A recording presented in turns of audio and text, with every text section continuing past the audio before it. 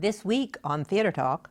There are a few interesting things coming this season, but there's a lot of stuff that somebody described to me as kind of high-end dinner theater. And falling into Minus the dinner. Theater Talk is made possible in part by the CUNY TV Foundation.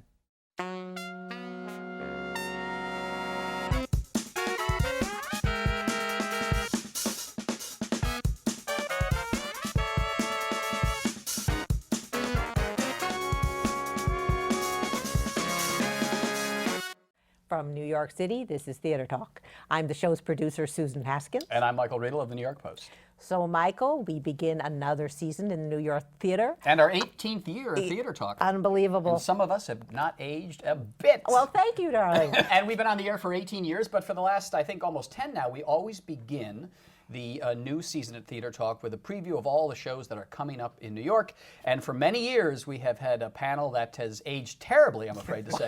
But we are very loyal. Now stop. No, now stop. That's good. That's fine. And they've been with us for a long time because they have such insights into this business that we never want to not have them with us to guide us through the upcoming theater season. And so we are joined tonight I don't know by Jesse Green from New York Magazine. Huh? What?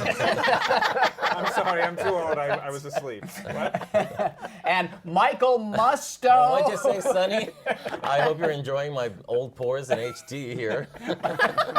Michael Musto from The Village Voice, and the oldest one of all, Patrick Pacheco from New York One and the Los Angeles Times. And you've been covering the theater, Patrick, how many years now? About 105. I think it's my 105th anniversary. Well, gentlemen, welcome for the 10th time or something like that to Theater Talk. All right, let's jump right in and look at some of the big shows that are coming to Broadway. The one that people seem to be buzzing about right now is Women on the Verge of a Nervous Breakdown, the Bart Scher, who directed South Pacific, his musical version of the Almodovar movie with Patti LuPone, Sherry Renee Scott, and Laura Benanti. Yeah. Brian Stokes Mitchell. Right. What are we hearing about this, Patrick?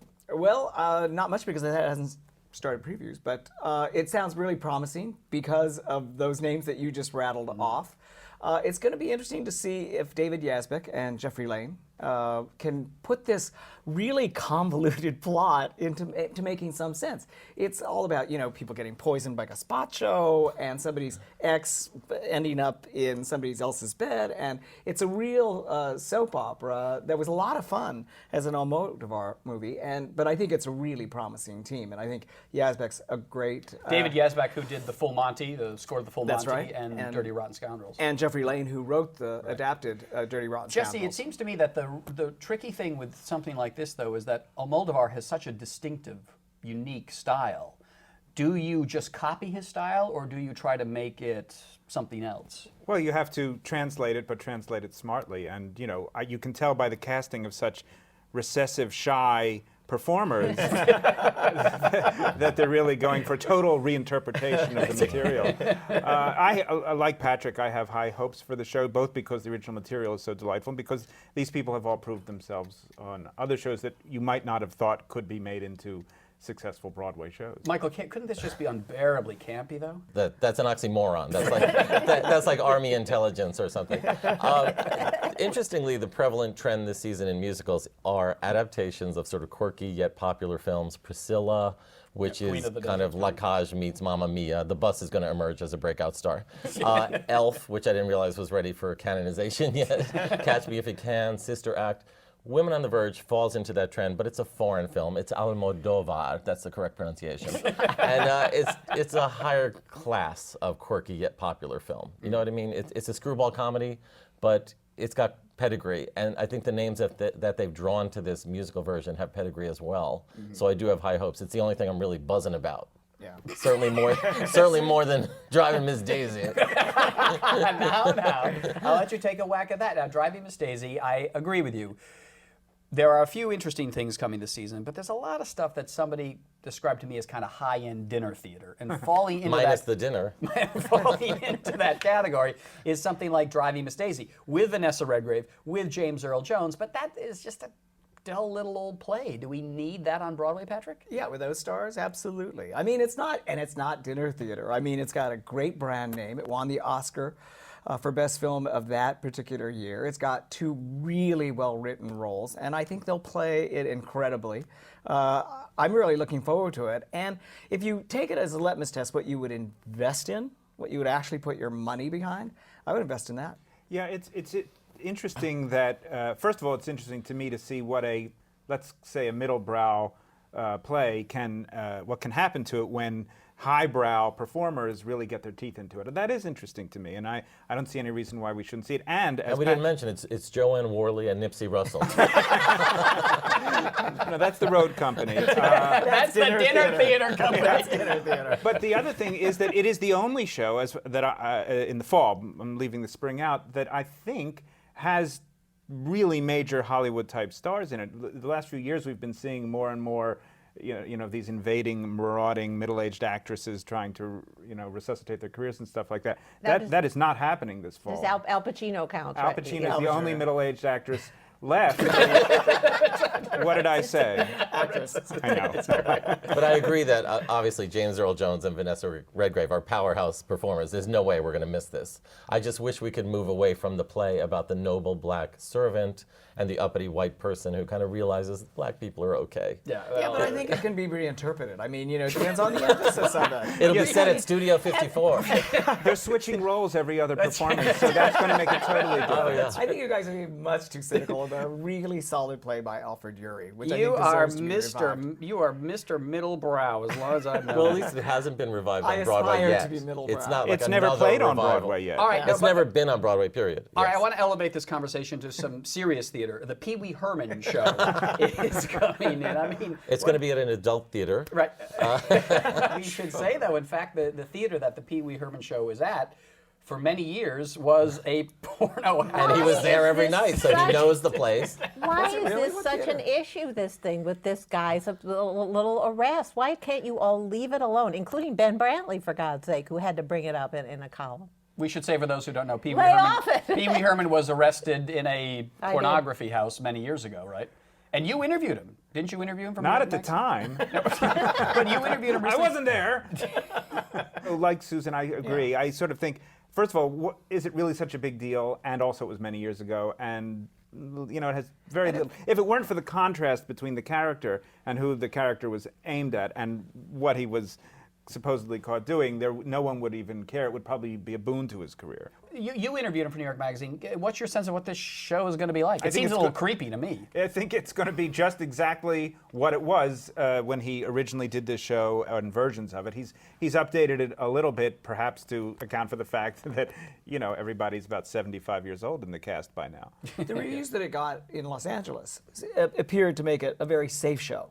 Yeah, it's very family oriented. There won't be any replaying of that unfortunate incident on the So stage. it sounds bland and boring to me, No, doesn't it, to you, no, Michael? no. We've all seen that early Pee-wee's Playhouse stuff, the stuff he did before he went on CBS with the children's show, and it was funny and wonderful. And isn't he going to go back to that? He was very edgy in his show. That was the most advanced child's show since Soupy Sales. That was a long time ago, however. Now he's gone from an arrested child to an arrested adult. Kidding. I actually don't care about what he did, and I think we should focus on the fact that he's basically artist. a man-child who is deeply disturbed in a hilarious way. And I am actually looking forward to this way more than Lombardi. His characters are very theatrical as Yeah. well. Patrick, there was a play that you were old enough to have seen the original production of, La Bête, which yeah. was done on Broadway in '91 or something like that. It ran about 4 or 5 performances, a big, spectacular fiasco of the time, very expensive fiasco at the time. It's coming back from London. What's the point of reviving this old flop? I think when you cast Mark Rylance in it, I think that's the best reason for it to come here. Fine I think- actor from Yeah, London. I Not think well it's gonna- known over here, though. I think it's going to be a virtuoso performance. He won the Tony for Boyne and gave that sort of weird acceptance speech, if you remember that. Yeah. But he's a brilliant, brilliant actor and really suited for this role. I think it's going to be a tour de force with him in it. And I think it's going to get a second chance. I actually quite liked it. So, of course, it flopped the first time around. But I think giving it a second chance is probably going to be very intriguing. And it's in verse, isn't it, the whole play, Michael? It's perverse. Yeah. I think the first scene is 8 hours of just one sentence. It's very James Joycean. And I actually like the idea of reviving something that wasn't well received the first time. Most of these are pretty safe revivals or transfers or middle brow background movies turn into musicals. This is something that maybe deserves a second look, and apparently has a star performance. Plus, Joanna Lumley's in it, David Hyde Pierce. Good Yeah. cast, yeah. Boing Boing was a flop the first time out. It was a Indeed, huge that's success right, with that's Mark right. Rylance and the director Matthew Warchus. In a way, the fewer performances it had the first time, the less it is a revival, since no one actually saw it. Yeah. I would like to ask about what we know about Spider-Man, Take Back the Dark. Well, I should probably recuse myself because a good friend is working with Julie Taymor on it. That said, it has a big... It's brilliant. Oh, I'm rooting for it. But that said, it has a big target on its back, thanks to some of us in this room. And it's, the press is probably gunning for it, but it does have Julie Taymor and Bono and The Edge, and I think it's certainly highly anticipated. What do you know, Jesse Green? Well, I was given some kind of spider venom that prevents me from speaking. From Michael? No. I've seen some of it, and I've certainly seen all the designs. Have you been into the theater? I have, and And what does it look like? It looks like $50 million. I'm not kidding. We've all laughed at, appropriately, what happened with the terrible financing and all of that, but it looks like that amount of money. At least there's that. What is filling that, I can't say yet, but I'm not allowed to say yet. But it's an amazing imaginative achievement on her part and her designer's part. Michael, can you say something honest about the show? These two guys are in the pockets of Spider-Man. This one, he What do you think of recuses 16? himself because his friend is involved in it, and this one has been given a special private tour and has been co-opted. Are you pure when it comes to Spider? Are you an objective journalist when it comes to Spider-Man? No, they paid me off as well, and Where do you they think the sent me 16 some free million went? spiders. And, no, look, Julie Taymor does have a great visual sense. I just saw her movie of The Tempest with Helen Mirren, and it's visceral, it's visual. Is it pretentious? Yes. And, no, actually, she brings it down to earth in a way. But I think she's going to do amazing visual things. The show, unfortunately, is going to have to run 50 years without one discounted ticket to even break even. Yeah. And by the way, bloody Andrew Jackson is now just bloody Andrew Jackson. They only have half the money. That's a sidebar there. The thing about Spider-Man is you can spend 50, 60, I think it's up to $65 million now on the fabulous set and all that kind of stuff. I got a look at a script 6 or 7 months ago, so I'm sure it's gone through some drafts. And I got to say, script struck me as being kind of all over the place. Not exactly, well structured like My Fair Lady. And if that story is not very compelling or interesting, after 20 minutes, all that stuff it becomes like a Cirque du Soleil show. But Cirque du Yeah. Soleil makes millions of dollars. Yeah. Yeah, well, yeah, I it don't does. necessarily I take your think- point, Yeah, but I but- don't necessarily think Spider-Man's going to draw the Cirque du Soleil audience. The new young sensibility to like all this disjointed stuff they like with great special effects, it might succeed on a level that neither you nor I can understand. Well, the fact is that the Spider-Man material is geared towards basically teenage boys who do not go to Broadway shows. they can't afford it. Similar to Lombardi, which is for the football audience, which don't line up to see Broadway shows. I'm sorry. Jesse, you were going to make a Well, point? you may well be right about the money issue. I have no idea how this show could ever earn back the investment. Maybe it could, but if we put that aside, that's not our concern really. I'm interested in what Julie Taymor is going to do with this material. And that's not just because I'm writing an article about it and and all of that, but it is classic American material, and with her visuals applied to it. Even if the script isn't as good as the visuals, I want to see what that is. And I think a lot of people will. What do we know about the score? U2's score. Well, to the extent that I've heard it, and I think they previewed one on one of the morning shows with the guy who's playing Spider-Man, singing Reed it. Carney, yeah. And it sounded great. It sounded wonderful. Again, I'm old enough, being 105, to think that if you don't have a good book, you don't have much. But I think That was the problem with the Cheetah Rivera show, right, Patrick? Oh. It had a very good book by Terrence McNally. Thank By you very much. Patrick Pacheco. But wasn't the biggest musical of all time something called Cats? Yeah. It had no book. Yeah, There was nothing going well, on that's there. my Yeah, point. I think that's Yeah, the point. it's That's the the point that I spectacle. was It making. becomes an event. It becomes something where the tourists come into town, Exactly. whether they're young boys or not. And we got to see Spider-Man. Did you hear about Spider-Man? Exactly. We'll see. But just to put this all in perspective for you, Spider-Man has about the same advance that Al Pacino in Merchant of Venice does, which is to say about $4.5–5 million. Is that good or bad? For Al Pacino, it's very good because that's a non-musical play that cost $2 million to put up. For a show that costs $65 million, I think you want more in the till than just $5.5 million. Well, so. it's a long way off. Moving on to Al Pacino in The Merchant of Venice. It's amazing to me that after all of these years, Al Pacino is still such a huge draw. Yeah, I find that surprising, not because he isn't incredibly talented, but because where's the platform that he's coming from? Yeah, he doesn't make movies that are hugely popular Right. anymore. No, but he's in HBO movies. He just won, I think, an Emmy Award for playing Kevorkian. Yeah, He was in Angels right. in America. That's So right. he reaches a huge audience through that. And thanks to Revival channels and TCM, he's big to a whole new generation. just From iconic. Serpico and all of his Exactly. classic films. Yeah, and he is wonderful in this Merchant of Venice. Is so he? the word of mouth, yeah. Oh, it's terrific. Well, we all saw, some of you saw in the I park. just went to the party. When you Amazing buffet. That should be the title of your next book. I just went to the party. And an actor as iconic as Al Pacino, Brendan Fraser, from Dudley Do Right and Georgia of the Jungle, is coming to Broadway in a play called Elling. What is Elling? Elling is a play based on a movie, then adapted and performed in England about about two men who are released from a mental hospital and have to learn to live in the real world. Oh God, They're going to have to steer away from the whimsy. who's the other actor? Dennis O'Hare. Dennis Oh, O'Hare. Dennis O'Hare. Yeah. Have you seen the movie that's based on the Norwegian? Was it the film? bucket list? What is it?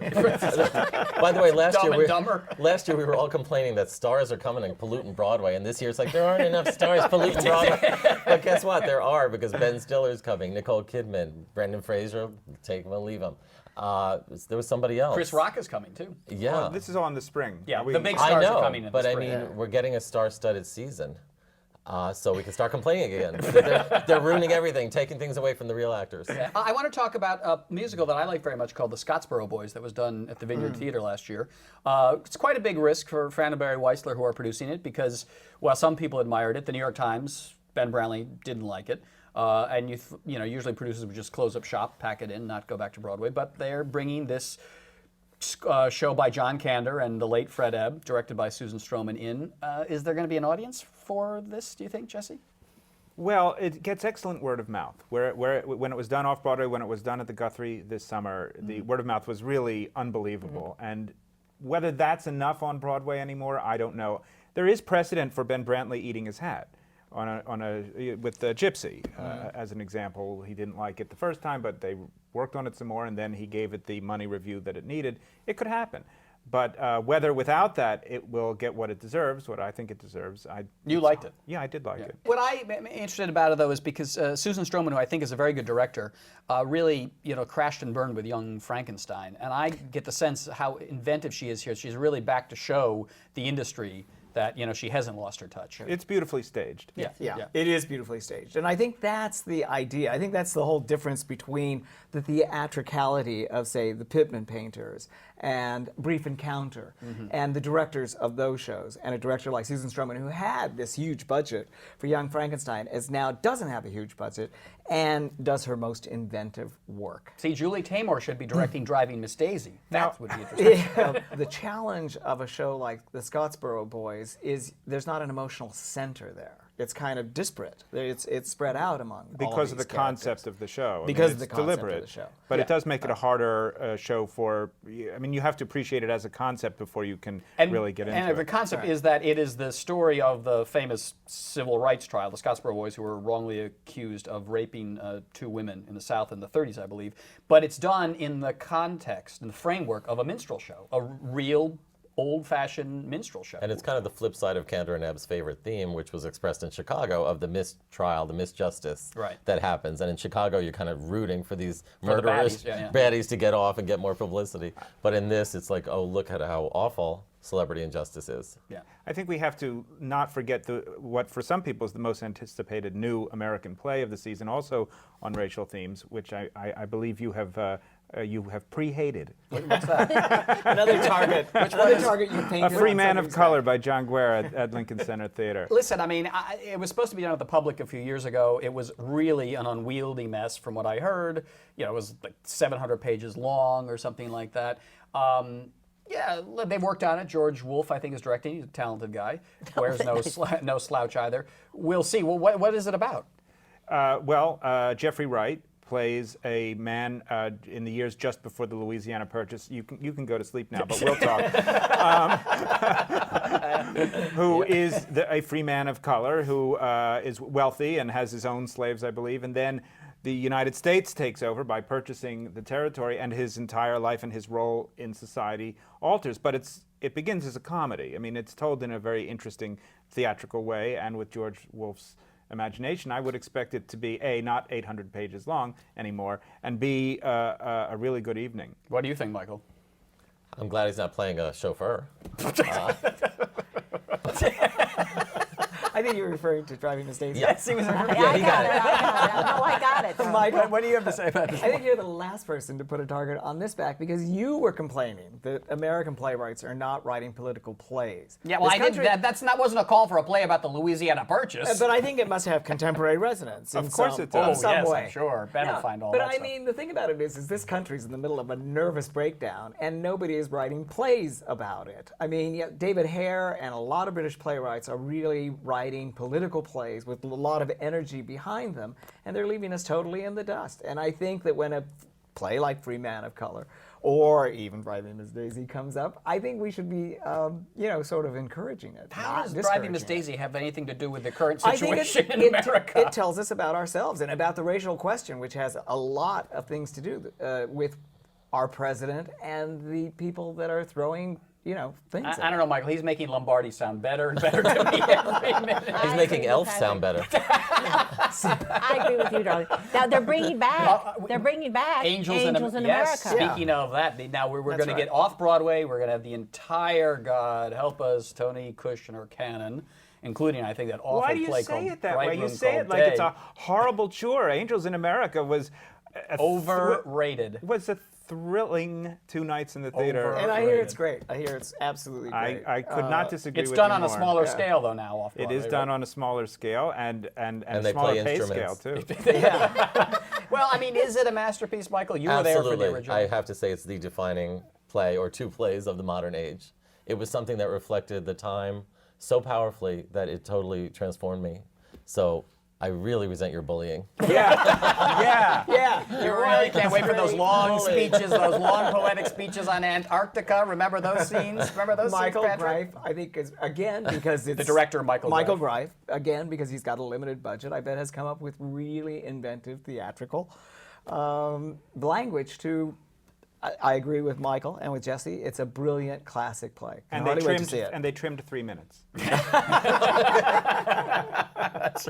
I don't know. You guys are bored. You're co-opted by Spider-Man. You're co-opted by Tony Kushner. So much for what are you objectivity. rooting for, Michael? What would you Nothing. invest I don't in? root for anything. What would Well, you and invest there in? we have it. This whole Angels in America, you guys really are all in the tank. I mean, I've heard that no less than 7 pieces are in the works over at the New York Times about Angels in America.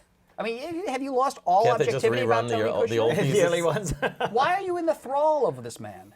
Well, I think it's kind of insulting to say it's a thrall. If people, it's when you go online and you read people's responses to the critics, they're always saying the New York Times has gotten to. They think that like there's a group at the Times that decides which shows that are going to get 40 articles. It's because individuals respond to the work. We all 3 happen to respond to the work. That's all there is to it. You didn't. That's fine, but it doesn't mean that we're in somebody's thrall. That said, I'm writing about Tony Kushner.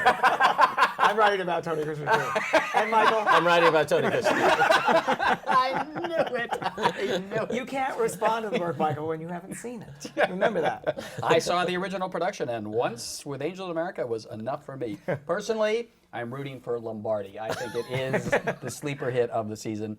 It's Who about a- was Lombardi? It's A famous football Famous coach. coach. From Green Bay. The Book of Mormon, I think, is coming this season by the South Park guys, and Yeah, I think yeah, that's that's fun in because the spring. Mormons are the ones who fought against gay marriage, but they're nice except for Marie Osmond.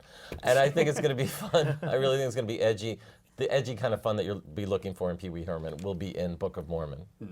And Okay. Jesse, aside from Off Broadway, In the Wake, a new play by Lisa Krohn, whose plays I've really loved. yes, I hear that's a very good play. At the There's Public. a lot of buzz about that. And Lynn Nottage has a new play, By the Way, Vera Stark, at Second Stage. The great Lynn Nottage. Who wrote did Ruin? Ruin. Terrific play. Again, at least she's doing political plays out there. Right. I personally, Wonderland, the Frank Wildhorn show. I think that Frank is finally going to show to us that he is a great Broadway Okay, composer. say goodnight, Gracie. You're going to invest, Michael? No. I, unlike this panel, am uncompromised as a Don't journalist. start. Oh, that was your We're going to funniest. meet you out in the hallway. All right. Colleen Scott Rudin. Jesse Green, in the pocket of Spider-Man and Angels in America from New York Magazine. Thank you for being our guest. Thank you. Michael Musto, in the pocket of Tony But still wearing thrift shop clothes. Kushner, who has now become a producer, by the way, right? Yes, it's called Perfect Harmony at 45 Bleecker. It's about warring a cappella bands in a high school. Have you put your own money into the show? Are you crazy? I didn't get that much from Tony Kushner. Patrick Pacheco, in the pocket of so many people, it makes my head spin. I'm investing in Perfect Harmony, Michael. I like this guy. All right. Thank you all for being our guests on Theater Talk, and we'll have you back to look at the spring. Our thanks to the Friends of Theater Talk for their significant contribution to this production. Theater Talk is made possible in part by the Frederick Lowe Foundation, the Eleanor Naylor Dana Charitable Trust, the Alan S. Gordon Foundation, the Corey and Bob Donnelly Charitable Fund, Carrie J. Fries, the Dorothy Strelson Foundation, the New York City Department of Cultural Affairs, and the New York State Council on the Arts, a state agency.